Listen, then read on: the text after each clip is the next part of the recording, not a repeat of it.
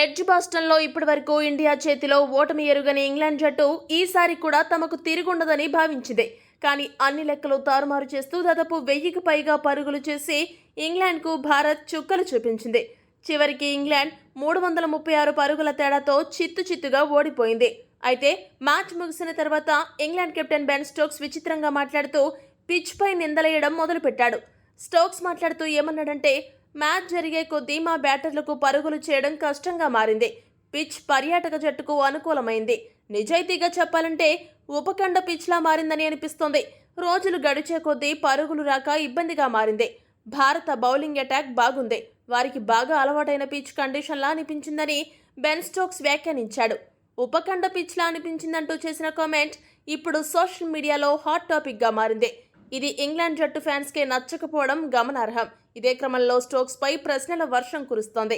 అవేంటంటే, భారత బ్యాటర్లు బాగా ఆడిన పిచ్పై ఎలాంటి పరిస్థితుల్లోనైనా బజ్ బాల్ ఆడే ఇంగ్లాండ్ జట్టు రెండో టెస్టు రెండో ఇన్నింగ్స్లో ఎందుకు తడబాటుకు గురైంది? సుందర్, జడేజా 4వ ఇన్నింగ్స్లో కేవలం 2 వికెట్లు మాత్రమే తీశారు. మొత్తం వికెట్లన్నీ టీమిండియా పేసర్లు తీశారు. అలాంటప్పుడు ఇది ఉపఖండం పిచ్ ఎలా అవుతుంది? కొత్త బంతితోనూ భారత్ అదరగొట్టింది. ఈ నిజాన్ని మనం నమ్మాలి. ఇంగ్లాండ్ చెత్త ఆట తీరుని ఇలా కవర్ చేసుకోవాల్సిన అవసరం లేదు. భారత్లో ఇంగ్లాండ్ ఓడినప్పుడు ఇదే మాట. ఇప్పుడు ఇంగ్లాండ్లో పరాజయం చవి చూసినా మళ్ళీ ఇదే ఉపఖండ పిచ్ నెపం మోపడం విచిత్రంగా ఉంది. స్టోక్స్ మాటలు వింటుంటే అతడు పెద్ద క్రై బేబీలా ఉన్నాడని అభిమానులు ట్రోల్ చేస్తూ స్టోక్స్ను ఉద్దికారేస్తున్నారు.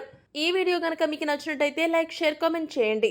మరిన్ని స్పోర్ట్స్ అప్డేట్స్ కోసం మా ఛానల్ను సబ్స్క్రైబ్ చేసుకోండి.